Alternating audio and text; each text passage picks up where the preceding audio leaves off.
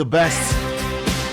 Right here on Starr 103.5 FM. You know, it is often the small steps, not the giant leaps, that gets to bring us the most lasting change. And Queen Elizabeth II was right about this.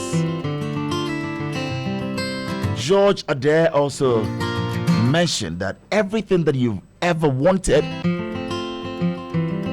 is on the other side of fear. With time reading some 7 minutes after 7, I say you're most welcome to Star Chat, your premier platform where incisive conversations eliminate legacies. We honor national service and we place excellence at the forefront. Tonight, our guest is a powerhouse of intellect. I've known her as a lady who stands for diplomacy and service. Someone whose journey has woven law, politics, and philanthropy into a life of impact. Tonight, she will bear it all. Hailing from the scenic Savannah region of Ghana, her story is one that weaves determination with brilliance. I speak to a lot of young ladies, and they'll tell you, our mentor is your guest. No wonder our pages are flooded with questions for her tonight. Her early education took her across some of the country's most prestigious institutions, Wesley Girls Senior High School, and all those friends of mine who went to Gehe and are sending in messages, Lawyer Equia and your folks, no problem. I'll get to ask those questions. She went to St. Francis Girls Secondary School, Tamale Secondary School, before she set her sights on international horizons. Schooled out there, Holborn College, University of London, graduating in 1997, called to the bar in the year 2000. Not only is she a member of the bar in Ghana, also holds credentials in England and Wales. But she didn't stop there.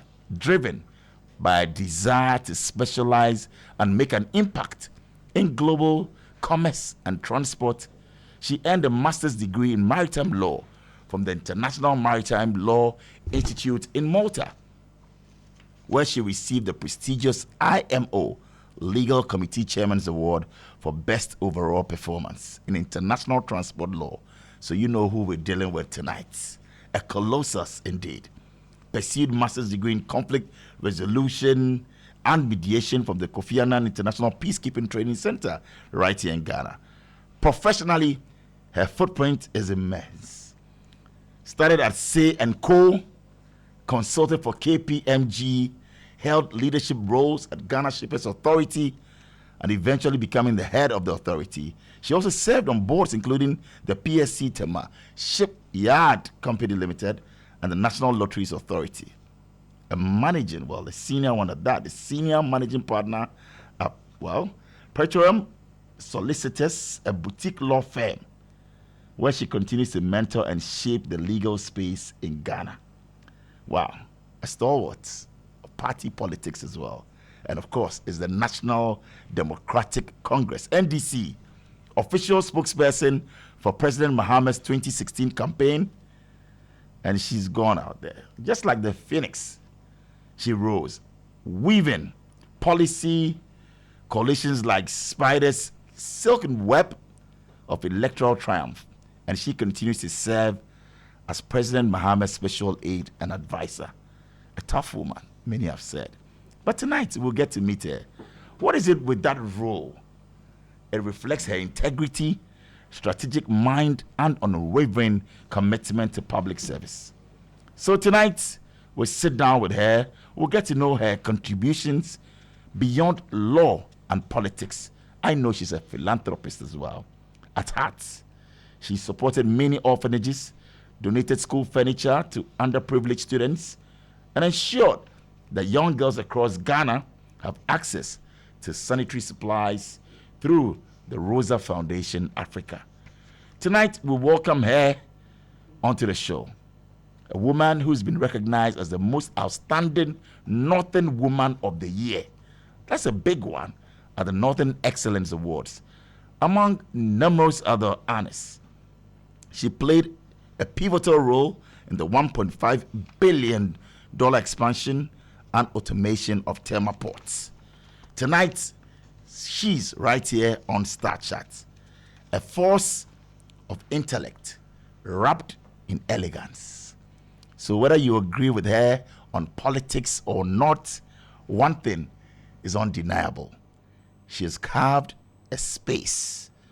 She has commanded attention, and she has influenced narratives. Joyce Bawah Mogtari. Doctor, welcome. How are you doing? I'm very well, thank you. Oh, wow, my ears are actually literally burning. It's like a very tall order. You've done all of this and more. I've tried. You've tried? I've tried. Have you arrived? Do you ever arrive? Maybe. No, I don't think so. You don't think so? No, I don't think so. You think you're just starting? I believe I'm just starting. With all of this, that's a tall order. Oh, I'm sure I'm just starting. Wow. Yes. Good evening and welcome once again. Good evening, Bola Ray. And how are you doing? I'm very well, thank you. And how are you? I'm blessed. What keeps you going? How do you cope with all the music? Child, it's crazy. Oh, wow. Oh, okay, now I get it. I mean, I hear it all the time, and I'm wondering, how is that How's the setup like and all of that? So this is it. Oh, wow. You're most welcome. Thank you, sir. Tonight, we're celebrating you. We're getting into your life, and we'll talk about all that you do at the presidency and how you've known President Mahama. Oh. Yeah, so we'll go into it. Indulge us. Are we ready for that? Well, as God is my helper, I'm here. You're here. I'm here. We'll delve into that and that's and more only on Star Chat. So we are live in Sekondi Takoradi as well on Empire FM. That's 102.7 FM in Sekondi Takoradi. We're also live in Kumasi on Ultimate FM 106.9. And Star Chat is proudly brought to you by Gold Board, Stanbic Bank, and Caveman Watches. My name is Bola Ray, and Joyce Bawah Mogtari is our guest. So how have you been? Tell us. Generally. Well. I'm very, very well, thank you. I'm great. I'm good, I'm well, I'm positive, I'm full of energy, I'm hopeful. I am inspired by you. By me? Absolutely. Wow, I'm honored. Oh, I'm inspired by you. Wow, thank you. What drives you? I don't see you angry. I don't see you being comfortable. Anytime I've seen videos of you, you're smiling, you're all gay and happy. What drives Joyce Bawah Mogtari? My dexterity. You know, I'm one of those people. I think that in many ways we are actually creatures of our own circumstances. I mean, I told a friend of mine today that even when I'm going through a lot of turmoil, I have a very positive outlook. It's just something that I think I'm imbued with. And that's what we want to learn. How do you do that? How does one, no matter what's happening around you? But you know, the self-assuredness is actually something that comes from within. It could have something to do with your environment, your upbringing. It is actually half of who you are. Because you see, once you're very comfortable with who you are, the rest is something that you build on. I think that my biggest personal trait is just that I'm actually a very, very self-assured person. Self-assured? Yes, I think that's Did you gain that from the environment? Was it your upbringing, mom and dad, how they raised you? Was it school? What was it, Joyce? I was raised by a village, I must confess. And that's honest truth. Raised by a whole village. In some cases, probably even bigger than a whole city or town. Yes. So many people influenced me beyond my parents. My family would always be my biggest inspiration. And I must confess, everything else that I've attained or achieved is largely by the grace of God. You know, I think that from my very early days, even as a child, you would always find that there must be something very unique about everybody. I mean, I was born on the eve of New Year. Think about that. And then I think I take it from there. So each time I think about all these questions that people want to ask me, Bola, is simply the grace of God. Not many people get to live the life that I live. Okay. Not many people get to write exams and do so well. Not many people will walk into a room and be so spirit-filled, or ask God to give you wisdom, or ask God to tell you how to say it and how to do it. I think that it is born out of a very deep sense of self-assuredness, guided by enormous humility, and touched by grace. I think for me, those are the three things that actually define who I am. Amazing. And even before getting into it, Nanama listening to us in Cantonment says, wow, what an intro, Bola. And I never knew this about Joyce Mogtari. Her humility, another side of Joyce. Thanks for celebrating her and for bringing her into the studio. So already people feel that, look, this is a woman who's humble, who's ready to listen, who's down to earth. Yeah. You don't disdain, you don't look down on people. And that is you. Naturally. I have a second for everybody. It doesn't matter who it is. I have a minute to ask, how are you doing? And I think that nothing beats how you make people really feel around you. And don't forget, whatever you do, know that it's the same feeling that has propelled you to where you are. So others need the same example too. They need the same comfort, the same leverage, the same space to actually also start to identify themselves. And of course, when you come from a large family also, you build some boulders also from your family. And so you learn that it matters how you interact, how you relate. I think that for me, genuinely, my levels of interaction will always leave quite an impression on the person that I've actually interacted with. Absolutely. Yes. And now we want to walk into your world a little. What does a typical day look like? I mean, for you, special aid to President Mahama, from the moment you wake up to when you finally switch off. What is it like, Joyce? Oh, my days are always filled with a whole host of activities, a raft of things. A whole retinue of activities. So normally we get an itinerary, that's for work. I wake up probably about 4:45. Every day? Every day. Wow. Yes, every day. So Monday, Thursdays, Friday, Saturday, I wake up 4:45, that's to exercise. Tuesday, Thursday, Sundays, that's to read, to write, and do all the other things that I do outside of my normal day. Because you see, for me, once the day starts, it can take all sorts of twists and turns. It might not even be as you started. But of course, my day starts very early. Fortunately for me, this has been a habit that I was raised on. I probably now go to bed much later than before. But I tell you, if you tell me to go to bed at 2 in the morning and be up by 4, I'll be up and I'll be there. Discipline. Very 2 disciplined. and up by 4. Absolutely. So for now, when do you get to bed? Knowing that you will wake up at maybe 15 minutes to 5. That's very rare. I think my normal bedtime will be any time after 12 midnight. Wow. So it means that you don't get the regular 6 hours or 8 hours of sleep that doctors will prescribe. I've never been a regular bedtime person. Not ever. Not for the longest time. No. You've not had... 8 hours will be a luxury for you. Oh, that's too much. 8 hours of sleep Even is too much. 6 hours is too much for me, yes. Joyce Bawah, 6 hours of sleep is too much. In a day, that's a lot.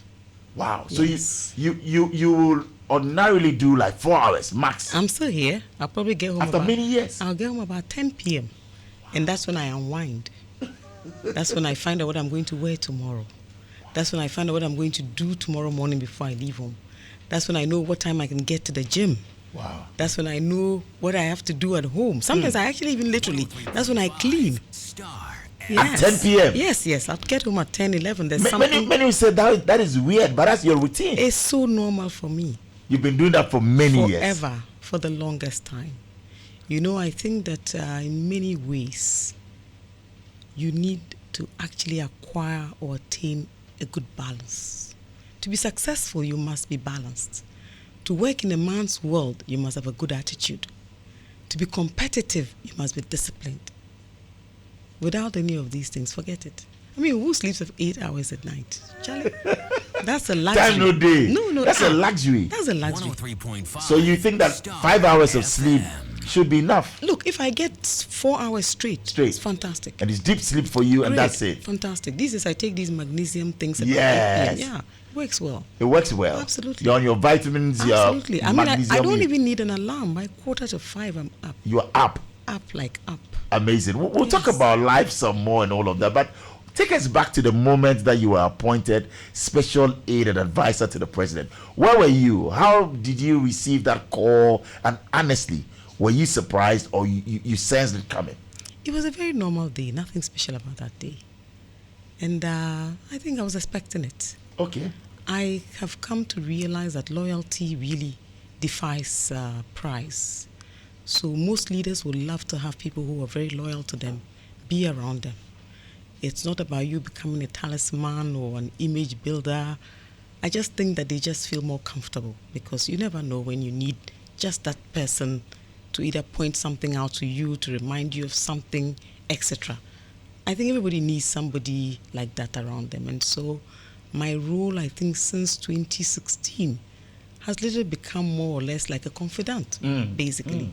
And I take that role very, very seriously. And, I keep thinking sometimes that, look, for the NDC, for our candidate then and our leader now, he's a very lucky man. Right. Yes. Right. And you, I would say, you are in the inner circle. You are in the inner temple. Inner of inner, because like you said, you should be a confidant, somebody who is loyal, trustworthy, and thankfully you have that from the president of Ghana. Well, I've read that he's your cousin. Is that true? Are you related?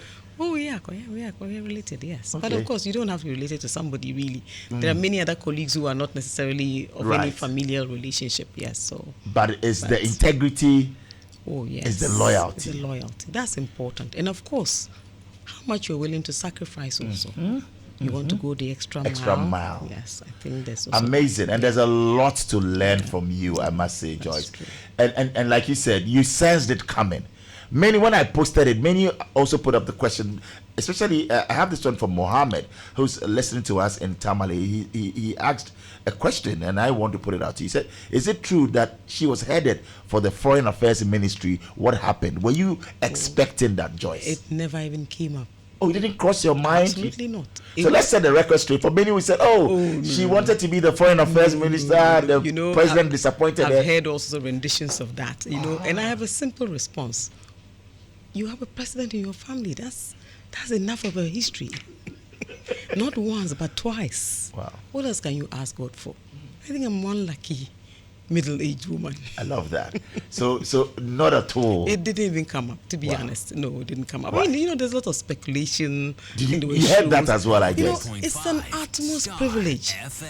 To be touted as someone qualified for all these ministries. That's amazing. And become the presidential advisor. That's amazing. So, the first video I saw, I mean, when after the elections, you had to go to the Jubilee House and you were there with President Mahama and former President Akufo-Addo. Yes. That day, what really happened? Because how you actually, and former President Akufo-Addo mentioned your name, you're happy to see President Mahama mentioned. At the point, he had to bring you. He said, don't stand there, Joyce, come over and all. What was that feeling like? And coming back to the Jubilee House? Joyce? Well, very humbling. I'm one lucky girl to get to meet all these great individuals. I mean, think about it. How often do you find someone like me? Suddenly, your friends, the other people you meet on these trips, on work meetings, are all these very influential people. And then you get to sit right next to, the most amazing human being on earth. And of course, not just a person, but a leader of Ghana, a country like Ghana. For me, day in, day out, I thank God for this great example. Yes, it's been a fantastic journey. It's been very adventurous. It's been a learning experience. Nothing will give you the sort of experience that this environment gives you. It builds character. You are able even to wear your credibility on your sleeve, and people will attest to it even without you speaking to it. And I think in all the years that I've been in this space, it's given me a platform also to just be myself. And I think one of the most endearing things I get is when people say, I walk into a classroom and I ask, whom do you want to be like? Who's your best example? And then I hear JB. Oh. Nothing beats that. I think that means that you must have done something quite well. And being in this space all these years, very little or no noise. And I don't think I've changed. You haven't? No, at all. We'll ask your friends because we'll be calling some of them on the show as well. Yes. And I love that. JB, Yes. are we looking at JB for president in the future? Has it crossed your mind? Many are saying we need a female president, maybe sometime, maybe soon. But we are almost there. We have a female vice president. You believe that she should contest and become the flag bearer of the NDC? Why ever not? Why ever not? You are rooting for her 100%. Look, I have always rooted for her. Oh. Always. And I remember there were times people asked me, are you President Mahama spokesperson or Professor Nana spokesperson? So if she should actually avail herself and say that, look, I'm going to contest and I want to be the flag bearer of the NDC, she has your support 100. That would be fantastic news. I think it would be great news for the NDC, great news for Ghana. It would actually just cement President Mahama's legacy in all the ways that he himself probably never imagined. President Mahama mentioned that at the UN, General Assembly. He says that, well, maybe in the near future, maybe soon, Absolutely. Ghana will have a female president. You believe in that? Oh, I believe in that. I mean, I think that Ghana has been ready for a very long time. We've been very lucky. We've had all these amazing women. So if for the first time we have a female vice president, we can only hope, we can only imagine. And we should dream too. It's looking like it? It can look like it. Will you nudge her if she should? Is this something you want to? Today she held something spectacular at the Jubilee House. That was beautiful. That is strategic. I read something into it. Is that what I'm thinking? But think about her. She's an academic of many years standing. That's right. Interacting with people is something that she does all the time. And most of those ladies you saw in that room, some her students from all levels. I True. think that she actually is very, very... She's a fine woman. Fantastic, She's come a long way. Fantastic human being. Great woman. We'll talk about your boss as well, and the president of Ghana. You've worked closely with President Mahama for years. Who is he? Maybe tonight share with us what we don't know, what we have to know. How is it like working with him? And you've done so excellently. Nothing beats working with President Mahama. Nothing. Nothing. I keep telling people that he has a very, very wide bandwidth. Subject matter from A to Z. So it's also a learning process for all of us who work closely with him. He has a beautiful mind. He has a very, very, his memory is amazing. You'll try to figure out about the schedule, about dates. You'll be surprised that he'll probably think about it faster than you. It's almost like a very surreal experience. I tell people that to experience President Mahama close up is like a whole new world opening up to you. And I think that we should actually look out for leaders like that, who are very, very conscious of the environment, who have a deep understanding of what the exigency of the day is, who are exemplar in the way in which they lead. And there's an interesting quote that I saw a few weeks ago by a former leader, one of these senators. Then he said, leaders are people who would lead you to places that you didn't even imagine wanting to go to. I think I'm a great example. Will you credit President Mahama for all the successes that you've chalked politically? Will you say that is the man? I will say for myself and many others. Oh, yes, for myself and many others, yes. I think that he raised a whole movement. I love that. Yes. A movement, a community view made. Yes, absolutely. And you've witnessed President Mahama's evolution from vice president to two-term president. What private habits does he lean on to balance the president's, enormous personal sacrifice? You are with him, and you've been with him through the highs and the lows. What is it? He has a huge appetite for knowledge. You'll be surprised at things that President Mahama reads. Yes. He loves knowledge. And I think when you have enormous knowledge, you also become a very wise individual. And then I think he has a very deep sense of human character. So unlike many leaders who will loudly speak about it, you'll be surprised on occasion when he tries to determine for us what he thinks of each one of us. You'll be amused. Really? You'll probably not take even a little thing out of what he says. He sometimes even knows who your friends are. Oh, yes. And you'll know maybe you have a soft spot for such this person. And his sense of humor. Yes. Oh, that's on a different level. Yes. So you think that amongst all our presidents, despite you working with him, when you scan the space, you think that President Mahama is the one that, like you said, he knows what is happening, he knows the little details, and his sense of humor is just something else? You know, I think that his ability sets him apart. And then, you know, there's this very natural sense of humility also, which is alluring. You know, for most people, you expect that when you see your leader, you are crouching under the table, you are running away. He's the one person that as he walks towards you, he'll probably have a broad smile. So naturally, you will actually step in with him and want to say something with him. I think that it is actually a very different kind of leadership. And it's something that all of us should actually emulate, you know. I mean, I watch you, Bola. You're similar. Well, thank you. Yes, you have a certain to be outlook. Wow, thank you, Madam Joyce, and to be compared and also stand close to President Mahama, I'm humbled because I also believe that that's how humanity should be. Naturally. That should be your natural. No instinct. ego. No. Treat the janitor with the same respect you give to the CEO. Absolutely, simple, and I think that should be a rule of thumb. You know, about politics, one will also say that can be intense. So even people who are sweet, who are natural, they get the position and it's as if they are removed from the happenings of life. You've kept it sane. You've kept it well. I still see you with your friends. You go out there. I was at a 50th birthday celebration, you know, with our friend Albert Biga, and you are you. You don't have policemen, you know, shoving people off. You talk, you interact. How can one be able to do this? Keep the position, but still keep the friendship. I think it's easy.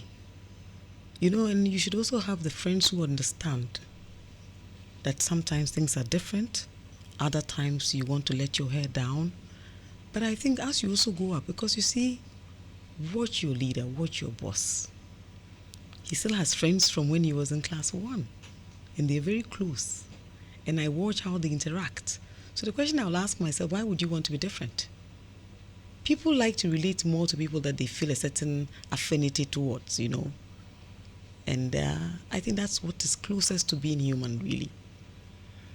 And that, for me, is profound. Yes, but look at the most powerful human being in Ghana. Think about it. It's interesting, and we'll get to loads of messages that are coming in. But tell us, you've been with the president when things weren't going well in courts. What are some of them? Maybe we count 2 moments where you were with the president and you felt that, look, he was down and needed some reassurance and some words of comfort, and I don't know, but you were there. You saw him at the lowest ebb. What was it? Don't we all? Yeah. We all have moments like that. Wow. Even for the most powerful individuals. Yes, but you see, President Mahama is very lucky in one sense. He has a great family. He has a fantastic spouse. He has amazing children. He has a large family, and they're all relatively very, very close. I think that family unit also affords him something that most people probably do not have. And so, even in his darkest moments, there's one thing he can always count on. That is family. Family. Yeah. And you believe that family is key and has played a very important role in where he's gotten to. Oh yes, absolutely. I mean, look at all the great people that you know. Look at the roles that their families play in their lives. Your choice of a partner, how you raise your kids, what relationship you build with your family. Think about it. Those are the things that really shape you. Those are the things that matter.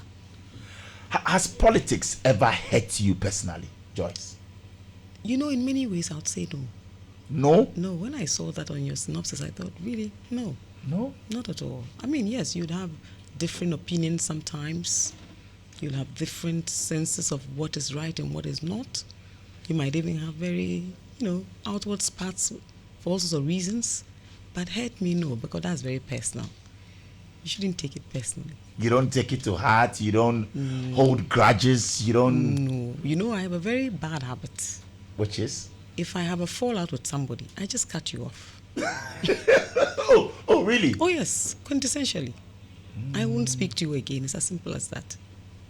So it's not as if you pretend or be hypocritical about it. No. I just end it. You say it as it is without fear or favor. No, I just end it. And cut the person off. That's it. Yes, it's easier that way, you know. And you don't have to pretend. So anybody I interact with is someone that I naturally want to interact with, yes. Wow. And I've kept very few friends too. Does that help? Oh, it helps. Won't people label you as antisocial and they feel that you are too full of yourself in certain quarters? Whereas others will say, well, she's nice. No. You see, naturally, everybody will relate to you differently. People will feel you differently. But I always say, ask the common man 103.5 and take that as the final word.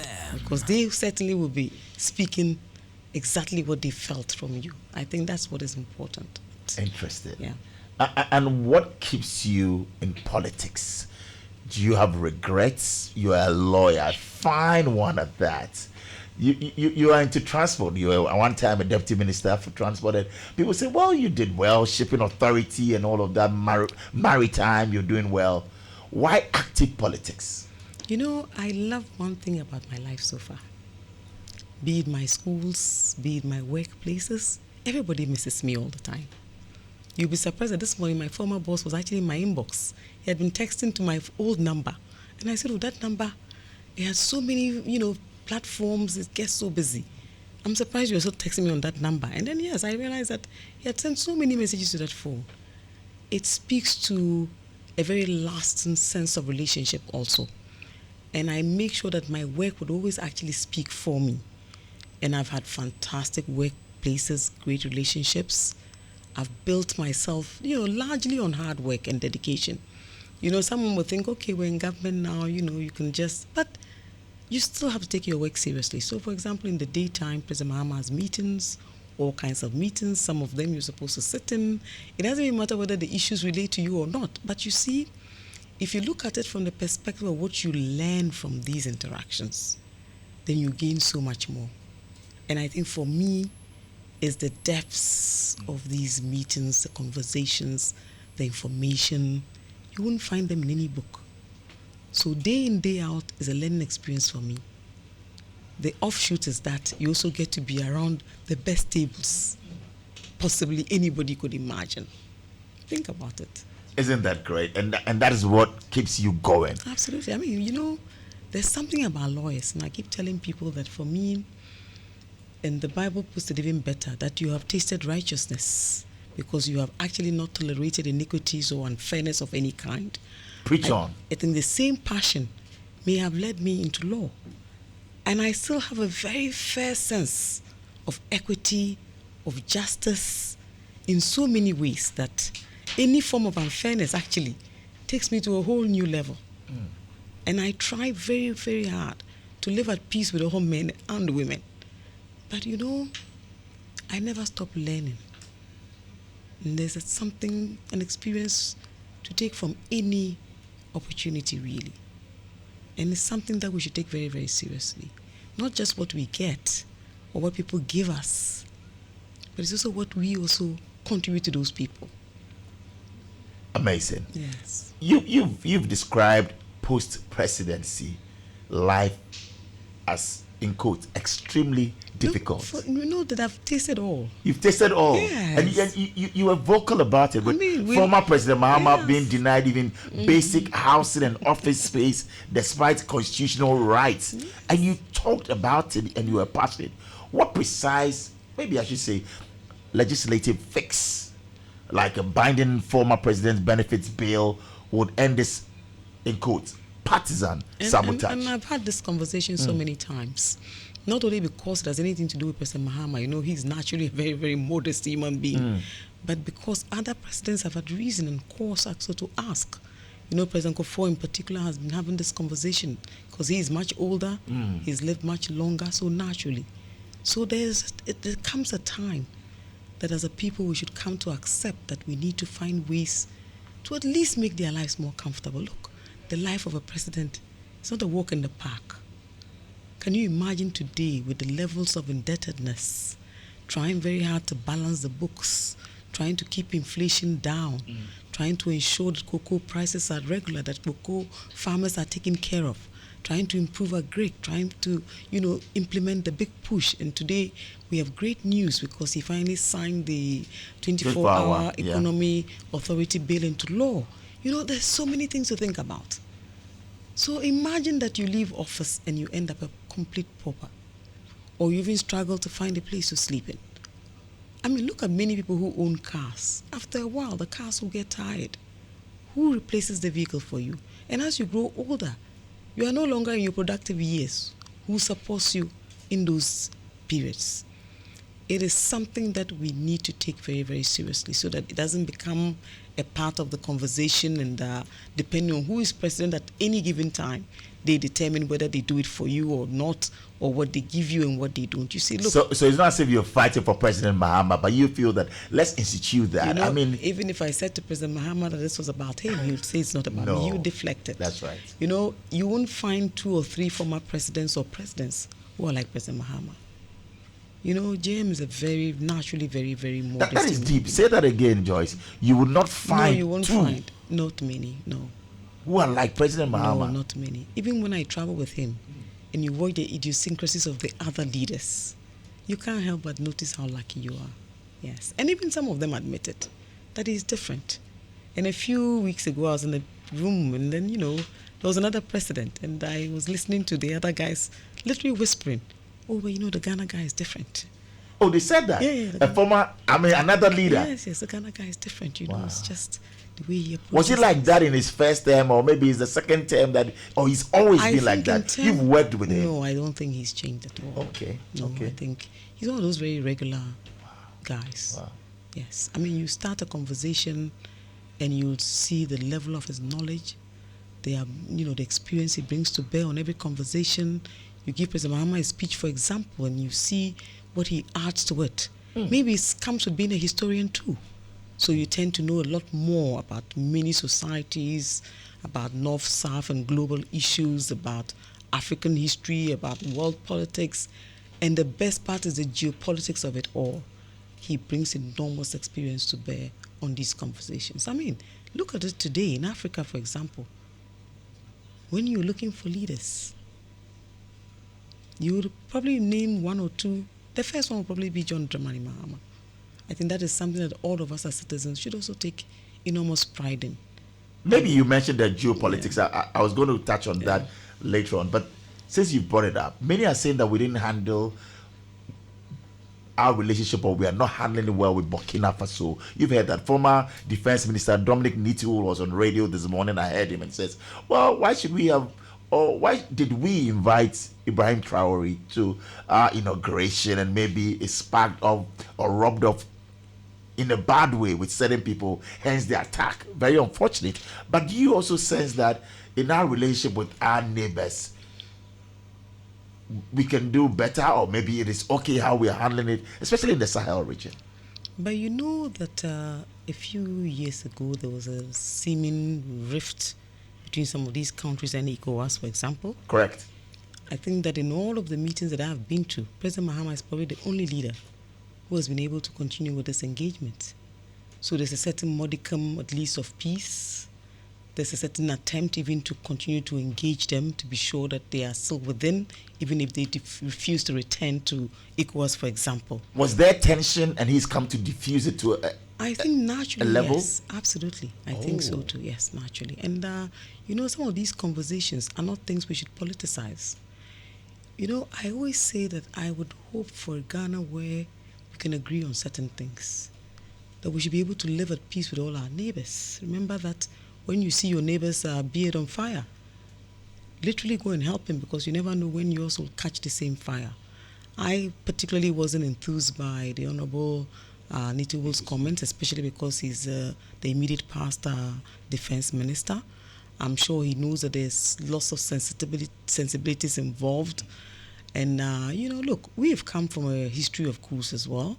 We've seen some of our very dynamic leaders who have become Democrats, and how, look, we're still living in the longest republic the Ghana has ever seen, and yet it's set off with a coup d'etat by President Jerry John Rawlings.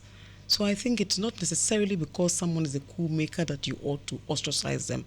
Don't forget that international charters also require that leaders ought to try as much as possible to negotiate, to engage, especially when these countries are your neighboring countries.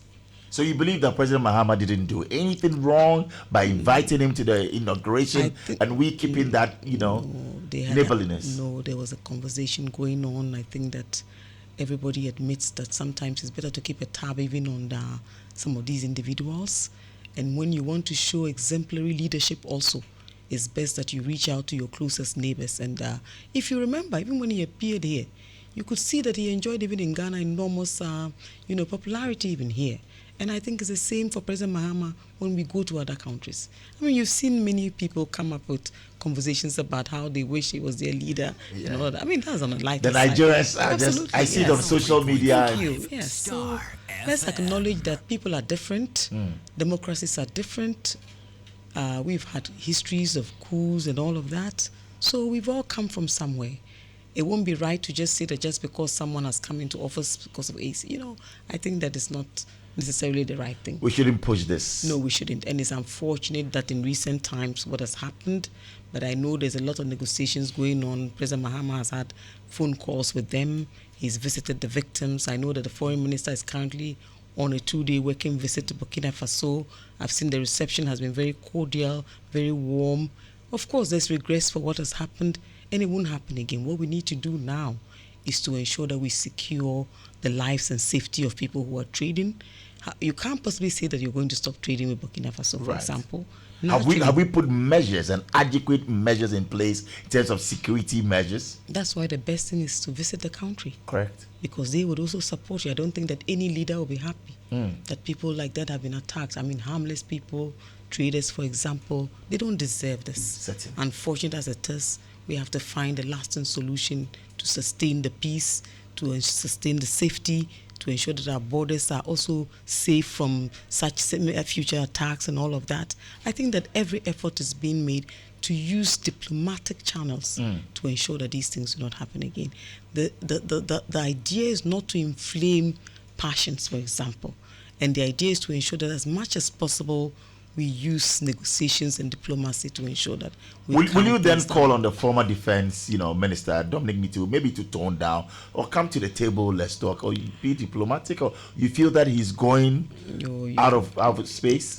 I think it's totally unnecessary. I'm sure maybe he just wants to be heard. So. Oh, he just wants to be heard, and there's nothing. Wow. Anyway. I mean, I'm sure you know what I mean. We value people's opinions, but I think that when your opinion stirs the hornet's nest, I think then it's not being helpful. And I think at this time, people should actually temper their language with enormous, decorum and, speak in a way that actually engenders safety and unity more than, hitting war drums, etc. And I believe that the approach of President Mahama, the approach of the other leaders, and of course, the visit by the foreign minister would actually find a way to find a lasting solution to it. And we commiserate with the families that have had challenges. But yes, I think that... Well, it's just about some 12 minutes to hit 8. I can't believe time is far gone, but we still have some great minutes to go. And I'm also very concerned about job creation, especially for the youth. As the president's special aide, Ghana's 2026 GDP is tipped to hit $113 billion. I mean, ranking as one of the highest, actually, eighth largest, absolutely, in Africa. Absolutely. So, with all the gold, oil, windfalls, tell us, Joyce, how can private sector also, and with government support, how can we get into job creation? Is there a plan? And like you mentioned, the 24-hour, bill has been passed, and all of that has been assented to. Are we ready for job creation for the youth? Because many are calling for that. What is the plan? You've heard about the reforms in the mining sector, for example. How we're going to create a situation that allows for Ghanaian indigenous companies, private sector, to own some of these mines. So for now, there's a moratorium on renewing mining leases. That's one. Secondly, how do we stimulate the economy? Is by ensuring that the city is consistent, that the city remains, something that we can all respect and trade in comfortably. I think for as long as we shore up our reserves, and look, presently, something great is happening. The energy sector debts are suddenly under control. If we have stable power, we will power industries. We're doing enormous interventions in health, for example. If you have a healthy nation, you could have national insurance is taking care of it and capped it. They actually, look, the Ghana Medical Trust Fund is one of the most phenomenal and innovative things that will ever happen. How is that going? It's headed by our good sister Obobia. Absolutely, she's doing a fantastic. Is that the Mahama Cares? That's it, exactly. Give us what is there to know now? What can you tell us? I know recently they celebrated and they're asking people to donate to come in and support. How is that going? You know, they're also trying very hard to improve on medical facilities. Are we going to end the no bed syndrome? We have to. We have to. But know that the no bed syndrome is not just about there being no bed physically. Sometimes also because we need to do some advocacy. So when doctors are tired, for example, look, I have a younger sister who's a medical doctor, and she tells me all the time, her biggest anxiety is if she ever has an emergency. And these are the own colleagues they're talking about. It happened in the Shanti region, if you remember, at Komfanochi Teaching Hospital, a fantastic doctor. So ask yourself, if this is our colleague, imagine the others who are not colleagues. You know, there's something that is also about reorienting our medical caregivers. I've been to hospitals where there's been an emergency and they'll put a patient on a bench outside the hospital facility and give them first aid. Here in Accra? Right here in Accra. Wow. So you find sometimes people go the extra mile. I think that we should start to look out for those who go the extra mile. And I'm happy to hear our health minister say that, look, they're going to start a certain training also. You know, I think that when you've been in it for so long, maybe at some point you forget that sometimes people just need a little extra help. And it shouldn't be about money in most cases. Why do we have health insurance? That's the reason. But I think that's where interventions by the Medical Trust Fund will come in. They are setting up all these cath labs. I'm told that across Ghana, in all the 16 hospitals we have, only 2 actually have MRIs. How is that? So you know, we have serious challenges. And I read somewhere as well, I don't know, and I experienced that as well. I had a surgery in 2020, and at that time, I don't know if it's changed now, and I'll still have to go and ask the head, then Dr. Ampoma of Kolebu. There wasn't any PET scan machine in the whole of Ghana. And I had to be flown out, you know, and you ask yourself, a country, and like you're saying, MRI machine. Yeah. A hospital has it, but it's spoiled and it's been down or broken down for 2 years. Yeah. So people have to then go to South Africa, fly to the UK, to France. For basic tests. How can we end this? And sometimes you see, you can't even blame government too much. They provide these equipment. Is it maintenance? Is it human? Largely it's maintenance first and foremost. Wow. And you see sometimes also leadership.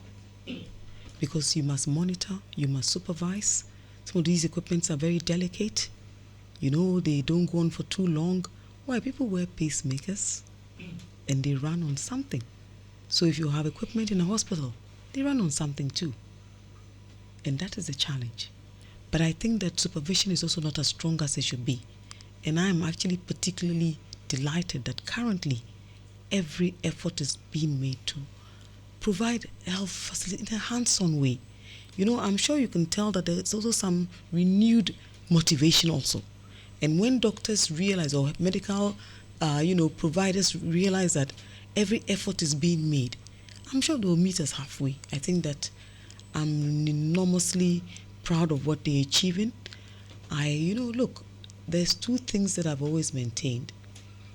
If we can fix our roads, if we can fix our health facilities, Bola, everything else will follow. Right. Everything else will follow.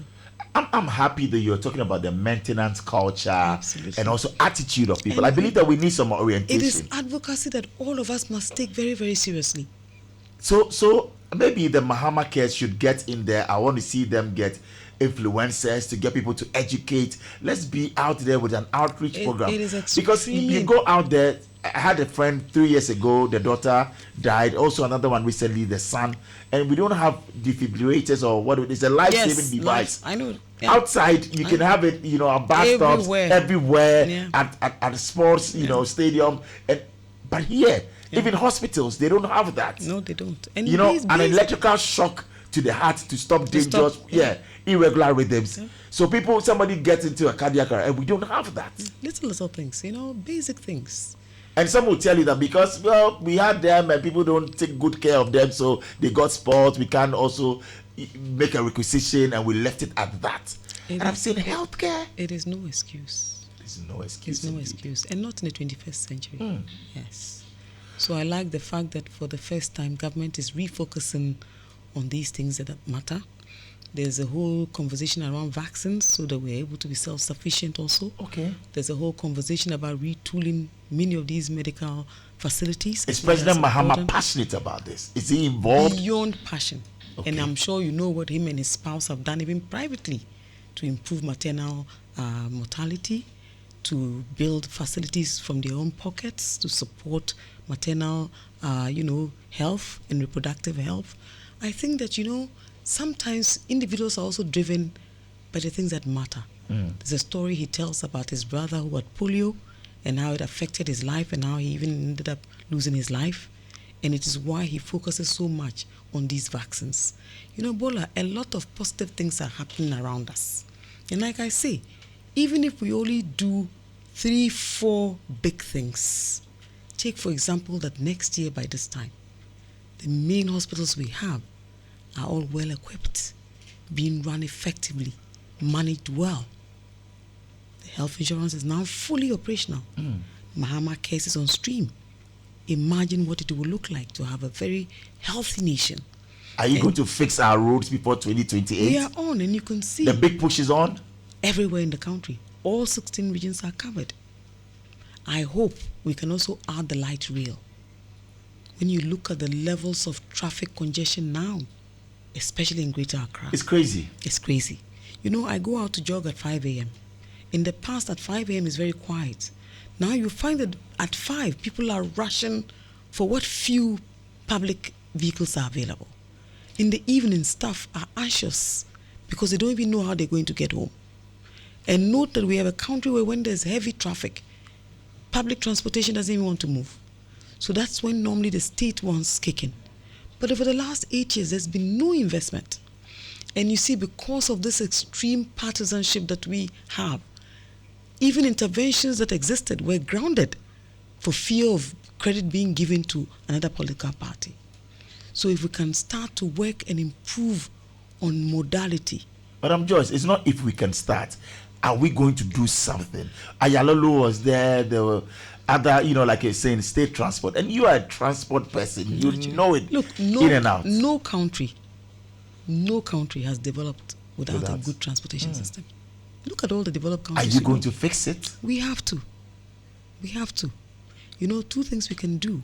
I keep telling people, when you look at the levels of encroachment, yes, we have a beautiful master plan for the railway tracks, but not much can be done.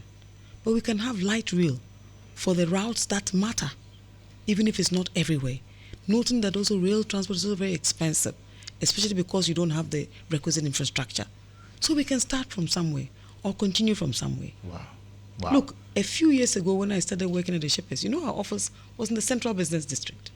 Most of our staff lived in Sakumono, and they would come to work before 6, because remember that at the time, there was a railway line from Sakumono all the way to Central Business District. Bring it back. Thank you. As simple as that. And I'm happy that you also have so much knowledge, not just in law and other, but in transports. And you've served on many committees. You've become a minister, a deputy minister, and that. I'll come to our national career, the airline. I know you're passionate about it. I don't even want to go there yet. Look, okay. God has given us, right, a gift erga omnes. We are part of a large coast that people will envy. Yes. Small island states have developed huge economies.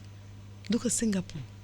I love your vision and I love your thinking. Malaysia and all of that. Yes. Many messages are coming in. We'll be going for a break shortly, but this one says, and it's from Seth Quay. Seth Quay says, what an intro, Bola Ray. Wow. She's the wisdom in the shadows to our president.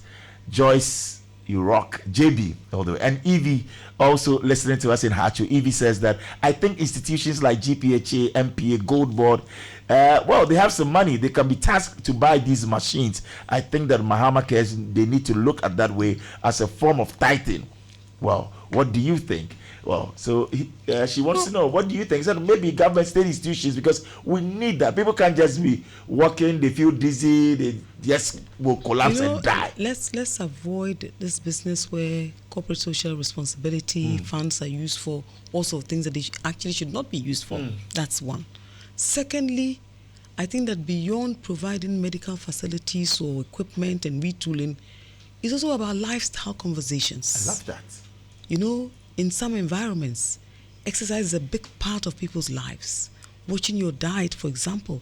You know, for most of these ones that people talk about, largely is because people are just not paying attention. But Joyce, again, you mentioned education, sensitization. Yes. We even want to have national parks, Yes. community parks. I'm happy that now you have astroturf, people are playing football. But for our women and all of that, our young ladies, where do they go? We have Ifa Sutherland Children's Park. Are we going to bring it back? We want to see investors come in there, take it up. In a community in Sakomono, there's a park where the family can go every Sunday or Saturday. But Bola Ray, have you noticed what is going on? Tell us. There are all these walking clubs. Yes, the Keep Fit clubs and Yes, the running clubs. I've seen them all around. So the Ministry of Sports and Recreation, I think that the minister should pick it up. Yes, you know, I love that. You know, neighborhood walks, small groups all over the place. You go to Lagos on Saturday morning, you'll be impressed. You go there on Sunday, it's the same. Wow. I think that there's a certain culture, but yes, they need support. You know, people still get hit and runs because they are riding a bike or jogging on the side of the road. Our roads are still very, very dark. I love the fact that the street lighting thing is actually a major part of all of these exercises. And something is going on there. You know, for as long as we have stable power, look at the amount of sunlight we have. We need to be able to power street lights. Solar is the way to go, Exactly. and we need to do that. That's the future. We're going for a break shortly, but still touching on the airline bit before we go. You wrote an article passionately arguing that Ghana truly needs a national carrier. I mean, for HAP status, post-Ghana Airways failures and all of that. Are we going for a PPP model, maybe private-public partnership or state-led? What will be your way to go? Bola, whatever we're going for, it is imperative. You know, there's no advert like an advert in the skies. Love this. None whatsoever. Look at the number of jobs that will be created also. And many opportunities even. We have all these lovely facilities. We're expanding our airport facilities. And yet look around you, locally. I remember years ago, if you had to get to Gabon, you sit on one of these very strange West African flights, and it will hobnob, like stop in so many places. It would probably be something at an airport where there's no lights. And you're stuck on that aircraft, you don't even know where you're going to next. You know, these are things that should change.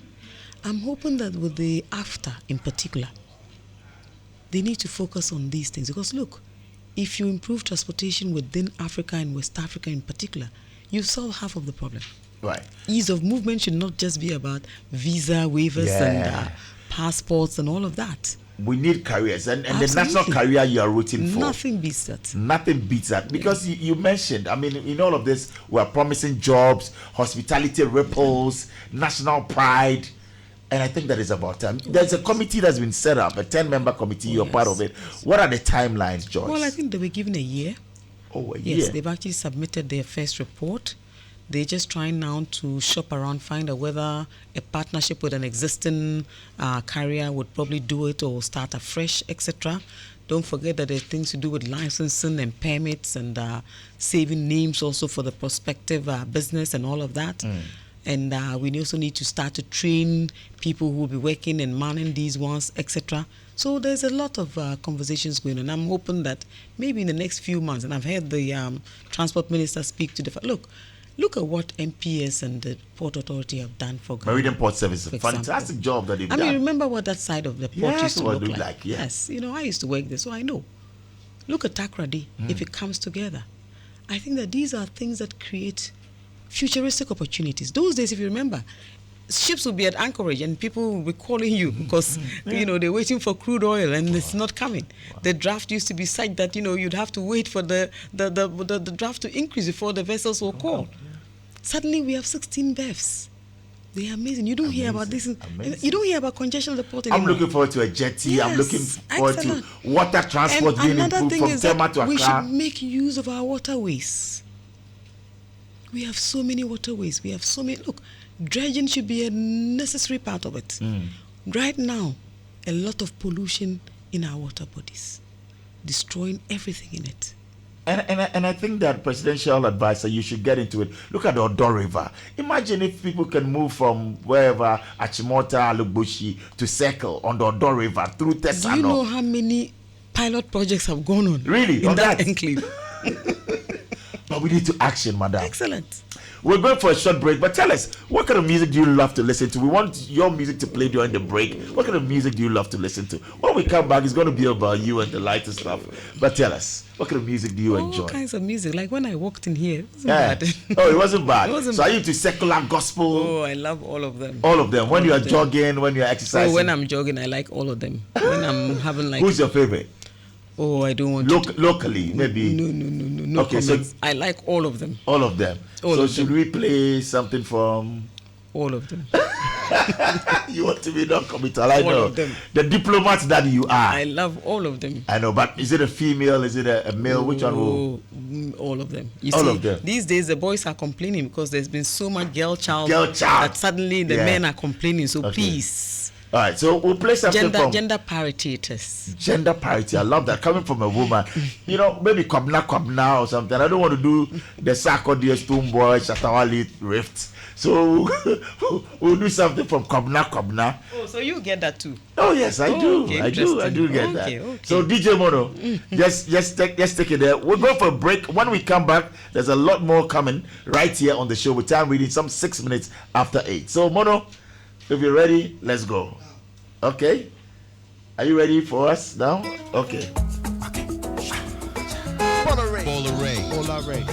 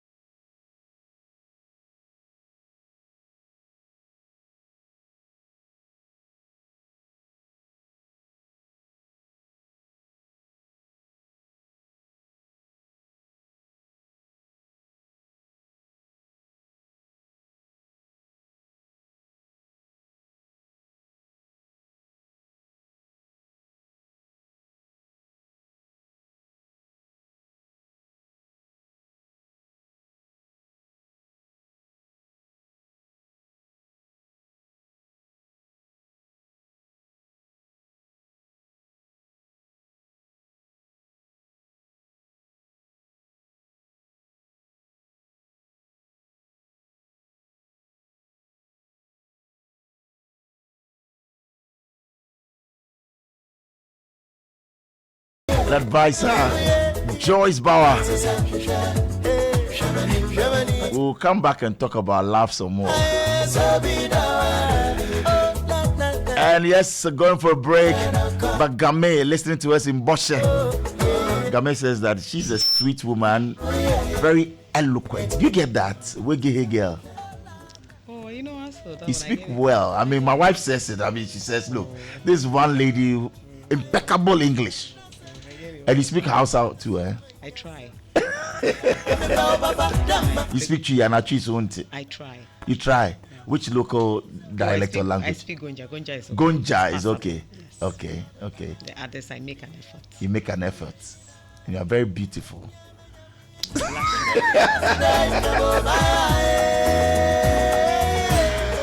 Oh, Kwabna says that he's honored and he says hi to you as well.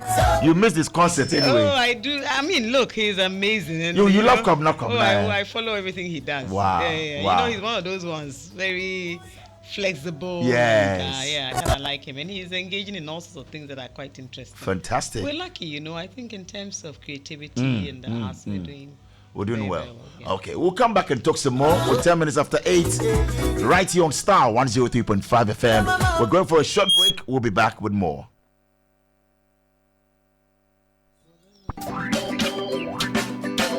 Friday, 20th February, 7 p.m. till late at the Plus 233 Jazz Bar and Grill, Starr 103.5 FM in partnership with Plus 233 presents the Fugu Night Out, a night of fashion, music and culture.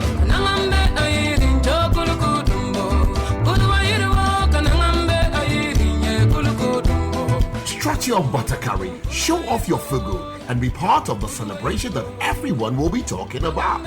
Dress fugu, bring your style, and enjoy the ultimate culture experience. Fugu Night Out, Friday, 20th February, 7 p.m. at the Plus 233 Jazz Bar and Grill, powered by Starr FM 103.5. For reservations, please call 0233 233 233. Don't miss it. Bola Ray. Bola Ray. Bola Ray. Bullets. Bola Ray. Hitman. Right, so welcome back. We're here on Star Chat. A very big thank you going out to our proud sponsors, to Gold Board. Thank you for supporting us. And of course, going out to Star Assurance. Thank you. But tomorrow, we are also coming your way with Fugu Night Out at Plus 233 Jazz Bar and Grill. So Accra Market, tomorrow, 20th February, there's something big happening. We're shutting down the city with Fugu Night Out. You know, the president declared that, and we're going out there to celebrate in style at 233 Jazz Bar and Grill. So rock your finest Fugu tomorrow from 6 p.m. Make your way. Let's meet. Let's have a great time. And that's where tradition meets the turn-up. Fugu Night Out. Live band music, drinks, premium night live vibes.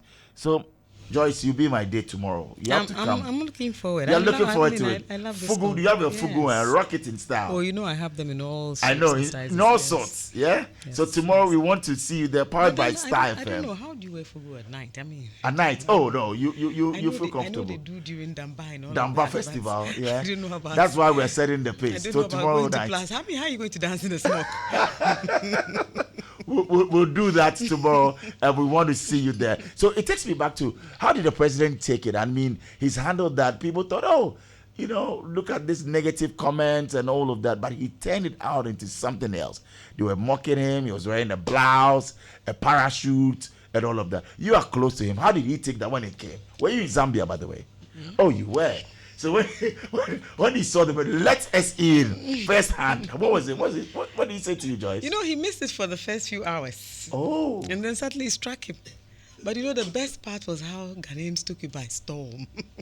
You know, at some point they fought for him. Look, social media. Yes, it was amazing. I mean, how did he respond to that? That was the sort of spontaneity that I didn't even see coming. And you see, for once, we were all added them. It wasn't about A, B, or C. It was everybody else. That's right. Yes, and I think that tells you the level of, goodwill that President Mahama enjoys. I think that he's come to represent a very unifying force in our society. And so you find that things associated with him are usually very positive. You know, it's just like someone suggesting that, you know, a lot of these institutions have a lot of money. They do also things with it. They expect that they will use these monies to sponsor. You know, there are certain things that appeal to the people. You know, for me, I talk about things to do with this donations of sanitary towels to, you know, young girls. I look at it from the perspective like prison reforms, especially. I look at it in terms of, you know, interventions that actually impact lives.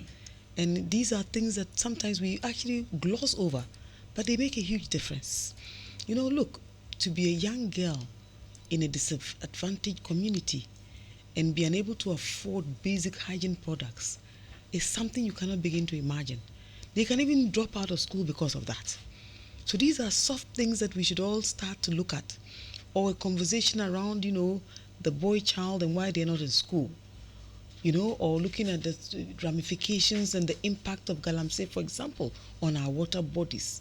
You know, these are things that all of us must pay attention to. And if you look at all the large Club 100 companies we have, these are companies that declare dividends, they make a lot of money, they support also courses, The World Cup is coming up. I mean, yes, you I and think I think I should pick up a project with you because the reason I think it is the same. You and I. World Cup is coming. Absolutely. Why can't we have Ghana Club 100 come together? Let's go to them. Let's raise money. Absolutely. Because when our boys are well motivated, they work hard. Yes, and they bring results. And remember that at every stage they make some money. So all we say is that look, when this time when they make money, they give something back. That's right. At least donate something to maybe Mahama Cares, for example, to retool a hospital, or they can even adopt Kolebu, for example, and invest something in it. You know, there's a way that we should build a symbiotic existence. I love the drive, and maybe they also enjoy tax rebate. They enjoy their importance. In fact, what is it that the billionaires get from all the funds they donate? They get tax rebates, tax holidays. You know, it's as simple as that. I love the thing. So I think that there's another side of it, and you know, I would love to focus on these softer things, for example. Other things other than the heavy lifting, you know. I love it. There's a lot of that. Power. The soft power. I love yes, that. That's equally important. And you know, like I say, on all these trips, you see the other side of it. I mean, look at all the diplomacy around the smoke, for example. That's right. But think about it. President Mahama, all our leaders have always loved the smoke. Because in the secondary schools, for example, it was actually a male uniform. Oh, it was a male uniform? Yeah, to wear a smoke over a white shirt. Oh, up north? Yeah, okay. up north, yes. Oh, right. Oh, yes. So it happened in Tamale Secondary School? Tamale Secondary School, yeah. Oh, you can go back and check from we the need to promote it the more, and I think I love it. There's a renaissance, if you want. It's come back, a rebirth of it. Absolutely. I mean, look at former President Akufo-Addo, former President Kufuor, you know. They rugged it with style. I mean, they all were. Right, former President Rawlings. I mean, the smoke has always been something that, you know, we've always really Hamamat Montia, former, Miss Malaika, and she says, thank you. So the president mentioned Kuria. Yeah, you're from the Savannah region. You know how it is. I mean, we all, in my house, shea butter is still a huge part of our lives. Oh, shea butter, you still? All through secondary school, my mom made a body pomade, she made a soap. I can make soap from scratch with shea butter. Oh, you can? Straight. Soap? Within seconds, yes. I think that we need to bath soap, educate and tell people about this. So it's nothing new. Absolutely. Our women, our mothers are doing that. Everything. And you know, the funny part is that, look, Hamamat has been at this forever. And I would follow her on Instagram all the time because the Moments are people that we literally grew up with. I've always known them. So it's actually very, very exciting to see that this gentleman appears here, a YouTuber. Now she's gone global.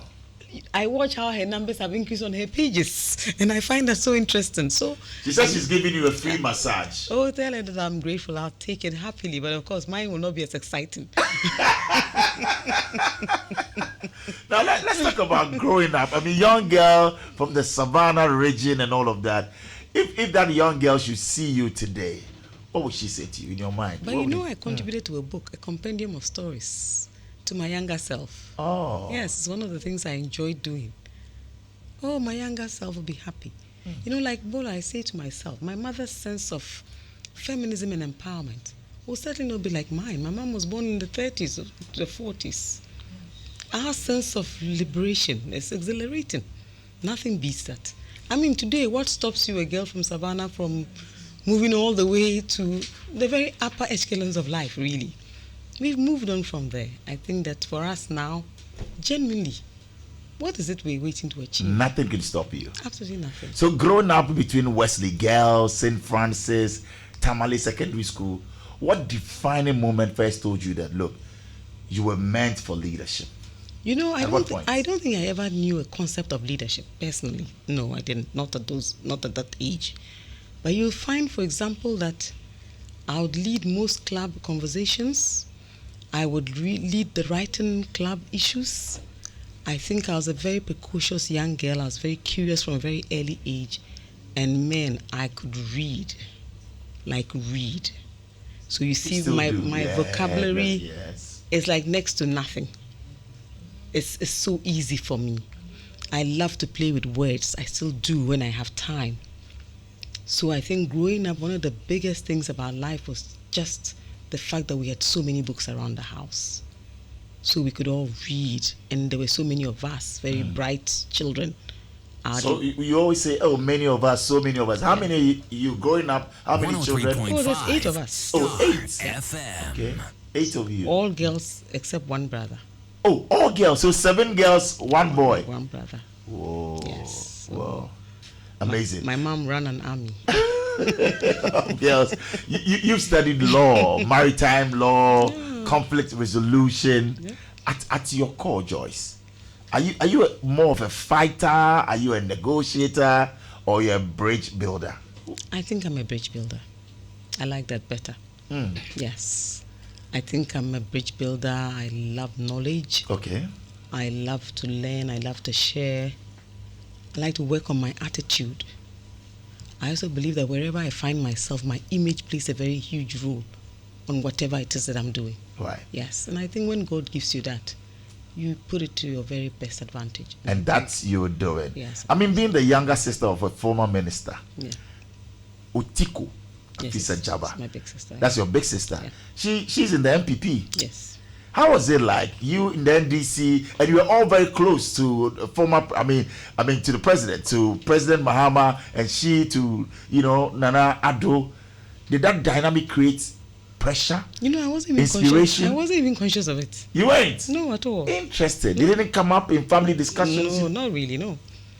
I love this. Not really, not at all. I've never. You remind me of the thought Gina Pos, NDC, MPP, No, and then... never even thought about it. No, it's not an issue at all. It's not? No, You guys meet up and... it's normal. I mean, look, when you come from a very large family, people are from different schools of thought per se. So everybody will have something that they do that is different.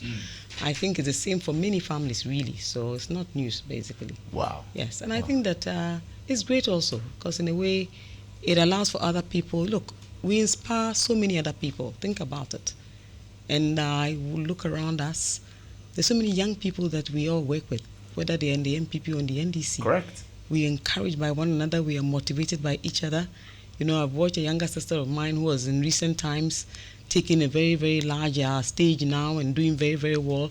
And I love how she'll reach out every now and then. Yeah. Oh, I won't mention her name. She'll ask me, I'm doing this. Is it okay? I'm trying to do this. Is it okay? It's great. We may not come from similar persuasions, but I love the fact that she deems me worthy of someone who can at least offer her some advice every now and then. Oh, So, Joyce, indeed you are an yeah, inspiration. it's I would love fun. to talk to you, I know. for hours on It can end go and on all of forever that. and ever. But you are a wife. You are a mother of 4. Yes, and I 4? love my kids Okay. so much, to bits. My eldest is almost 19. Oh, wow. Yes, he's in college. He's in the 2nd year. Very mathematically, lovely, sensitive, beautiful boy. Okay. And then I have triplets. Oh, you have triplets? Yes, and they are also almost 5. They're amazing. Oh, so after the one who is turning 19. Yes, and I have Oh, there was a very long long hiatus. okay. I spent all that time running around and doing all sorts of things. Yes. Was it difficult? What was that moment like? 19 and now they are 5. Yes. Wow, that's like So, 14 years. Yes, 15. of sorts. 15, Yeah, yes, 15. of course. Yes. Yeah. No, it's Waiting. beautiful. I mean, I spent all those years doing very constructive things. So you have 3 girls. My triplets, no. So 2 you have girls 2 and girls a and a boy. And they are adorable. Amazing. Yes, they're adorable. So how do you keep the balance? I mean, a political strategist, the mother of 4, a wife, a lawyer. Well, Was it ordinary home? What excuse do I have? My mother did it before me. She worked all her life. She raised all of us and raised us well. God bless her. I have no excuse. And I keep saying my mom is still my biggest inspiration. So I have no reason not to do same. I have a great balance. At home, I'm mother to my kids. If I walk into the house and someone has a cold, I pick them up and I take them to my bed. Oh. Yes. So it's so natural. I mean, I'll walk in at any time. Like today when I was leaving, my little son walks up, I'm going to lock the door. You're not going anywhere. And then another one says, no, you should have gone for the interview before coming home so you don't have to go out again. Everybody has a different perspective. So it's Because there are many young women and we're speaking to them, they don't even know how to juggle it. It's not as if it's their fault, but they are lost. And some will then say, marriage is not for me. Having children. 2 days ago, I was speaking to a young professional, a lady, and she says, I don't think I want to have, children. I'm 31, I'm doing well. I don't want to somebody's responsibility to be mine, And I found that to be a little bit off, but she looks at the system and she feels that, look, maybe I cannot handle it well. You are doing it well. What advice will you give to them? Become a mother, you're a career woman, you're into politics, you're a wife. Bola Ray, Joyce. meet the right partner I love that. and all these stories will be different. just find the right fit. You know, many of these excuses come up because something is lacking. You can have it all. And many women before us have done that. So it's no excuse. If you want it, go for it. If you are built for it, go for it. I love it. If it's something you are interested in, go for it. If you want to excel at it, go for it. Okay. We'll talk about your foundation now. Yeah. You've supported young girls, vulnerable communities. Is there a particular story that still moves you when you think about it? Oh yes, my parents. Which one would you want to share? Yes. 103.5 Starr many FM. years ago, we used to have so many kids in our home, and I used to wonder why there would be so many children at any given time in the house. And then one time my dad walked in, and I was quite upset because someone had taken something that belonged to me. And then he tried to use it as an opportunity to teach me a lesson. He said, look, no matter whom you become, if you ride on a horse, carry your friends with you. Yes. No matter who you become, Yes, if you ride on a horse, take someone along. Nothing beats that. And I've looked at our lives too. I mean, look, my dad's been dead nearly 25 years now. But you'll be marveled that when people meet us, is all the great things they say about him. So I think, like I say all the time, my parents will always be my biggest inspiration. Bumping into the Mahamas was simply a stroke of sheer luck. Because it literally just actually cemented largely the things that I believed mattered. You know, people who cared that someone is sick. People who cared that you're paying for someone's treatment. Who cared that maybe some distant relative is unwell and we need to keep an eye on them. You know, little things like that. And you see, there's so much satisfaction in giving. Yesterday, I had a lovely conversation with a young lady friend of mine. And then she said to me, oh, you know, I'm happy I learned how to give. It gives me so much satisfaction. That's how it should be. Indeed, that is how it should be. And Hank Adote Alote says that I believe JB, that's Joyce Bawah, and I like her vision. Dreams for our motherland. Great inspiration and a great leader. God bless her for Ghana. That's from Hank Alote. And this one says, good evening, Starr FM. Good evening, Bola Ray. Happy to be in touch. Please, it's Adomba Lucky here and a mentee to Honorable Joyce Bawah. Madam Joyce's communication prowess, leadership, and commitment to serving our country is truly remarkable. Please ask her to continue to lead and inspire us. Madam, we love you. You know, I think if I were to open an academy of mentees, there would be so many of them. But of course, I myself, I'm a protege of someone. So I think it's great that you still have such a positive example. Look, my class 1 teacher still follows me. Wow. Yes. She loves everything. Frida says that, Bola, can I get an email address or a number? I'm listening to you in Tamale, and she's a great resource. I've been inspired this evening. I believe you get a lot of these messages every now and then. What is your Instagram handle, by the way? People want to follow you because I have this one from, and the ladies are out there. You know, they're all rooting for you. Well, I was raised by a village. A village, indeed. So I'm followed by a village. Right. So, what is your J Mogtari. J Mogtari on Instagram, eh? On Instagram, on LinkedIn, on Facebook, on Twitter. On I Twitter. love Twitter though. Okay. On X. X. That's yes, right. You'll find. Are you on Snapchat? You know, I'm still trying to navigate that one, but I mean, I have. Charlie, I fuck you. Yeah, I have. My son sends me little. Oh, little things on Snapchat. And his friends enjoy dropping things there. But you're on TikTok. Oh, you see, that's one place I've never been able to navigate. Oh, how? But I live there. I live there, like on people's handles. Yes. You're watching stuff going on. I don't even know how to watch, but I'm there. Oh, wow. Yes. You know, there's all these ones who follow us. Yeah. And they literally post everything of yours. That's right. You know, but TikTok is crazy, man. that's a whole... How was life at Wesley Girls? What is your motto again? Speak true, live pure, right, wrong, follow the king. St. Francis had what was it? That one I don't remember quite well, but it also had something very exciting. Okay. Tamale Secondary School, the same. You know, I think that for all the schools that I've been in, they built an even bigger village for me. I'm very cosmopolitan because of that. I also believe that most of my very good friends are friends that I grew up with, who are still friends with me. in each school, I took something away. You know, in Tamale Secondary School, I was home largely, so you didn't even quite feel that you were at school. Yeah. And then I left home to do my research in St. Francis, for example, which was very far and very different from what I was used to. I think that right from that level, my sense of competition was actually beginning to take shape. I also honed my very, very, introspective, character. I started to be more assertive. And then I think when I did my A-levels and then left home at just barely 16, I also then had to become independent. You completed your A-levels at 16? Yes, I was just almost 16, yes. Wow. I went to school very, very early. Very early? Yes, very early, yeah. 103.5. So you entered the university at what age? Just before I turned 18. You entered the university just before you turned 18? Yeah. Incredible. And by 1999, I was a lawyer.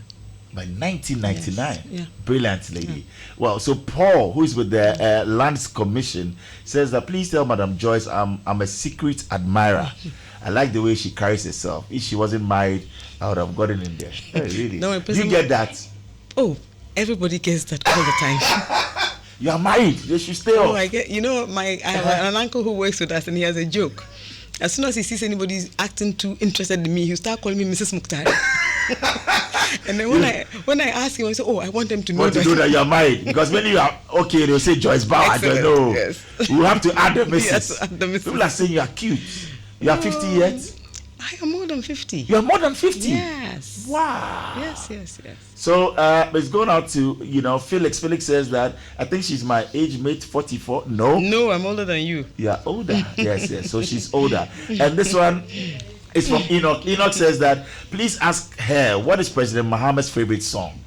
Oh, recently he was at the program, remember? Yes. And he asked Kofi Kinata to. Yes, exactly. Yes. Oh, he has so many favorite songs. Okay. He's a connoisseur. He's a connoisseur of great music. Great music. And yes. I also know that he loves something from Barry White. Oh, yes. So, yeah. He's a connoisseur. He loves music. He loves on a good music. day, yes, he loves music. On a good day. Yes. Right, so we have mystery questions for you. Oh, don't start. Okay, no. Don't start.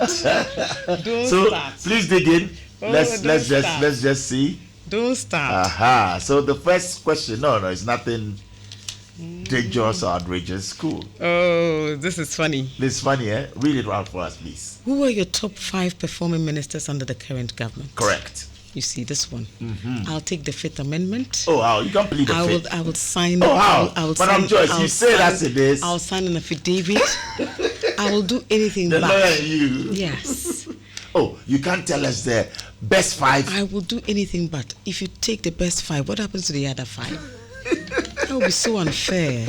And you see, unlike most people, I tell people all the time that all our ministers are people that fortunately So are you saying that all your ministers are performing? Be sincere. I work with all of them. Okay, and they are all performing. They are all like my brothers. Okay, and sisters. And sisters. They are all performing. I think Joyce they Bawah. are all making a great effort. All ministers under Mahama are performing. They are making a great effort. They are making a great effort. efforts. Okay. Great Is efforts. it early to? No comment. I won't go beyond that.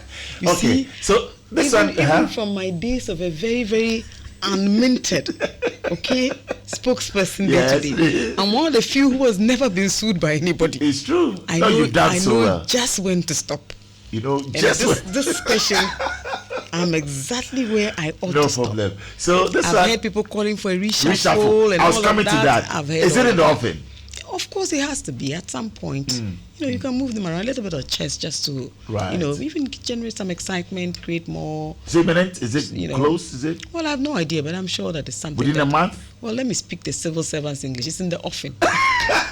It's in the pipeline. The pipeline. It's going to happen. Okay, our next mystery question will be what? Yes. Yes, Madam Joyce. No, just 3 questions for you. This one says. NDC's renewal, 24 economy or beyond, and your role in its triumph. Oh, I think that my biggest humility stems from the fact that I happen to be a part of this phenomenal history. I think beyond that, I don't want to ask for anything else. Bola Ray, imagine that we had not been successful. One of the biggest losers would have been me. You understand? Yes. So it's on the cusp of this great story will always be that young girl that even in the past I'll see screaming headlines and start crying. And Oh, you used to cry? Oh, yeah. And I'll be so sad. You've been through a lot. Oh, a great You deal. lost in 2016. Oh, a great deal. 2020. Oh, a great So in deal. 2024, in fact, you that's had not the worst part. The worst part was in 2016, I was told by someone that I'd become the face of NDC's worst loss ever. Oh. Yes. Someone told you Oh, that. yeah, someone did. You cried? I don't know. I was very sad. Maybe I shed a few tears, but of course, you know me. I'll do it in my bedroom. I know. Yes. But So you were resolute. Never. Have you ever thought of, did you ever think of leaving President Mahama at the point? no, in the beginning, I actually got about a job offer. Oh. So yes, but then once I stayed on for another few months, and don't forget that I lost my job just around that time too. Right. Naturally, nobody was going to allow you to get back and all of into- that. yeah. Yes, but once we got it, but don't forget in the beginning, we didn't even know that he was going to contest. So this was just a game of cards, just strong You took convictions. the risk. You took the chance. That was all. No regrets. Absolutely no, none whatsoever. Wow. Our last mystery question will be,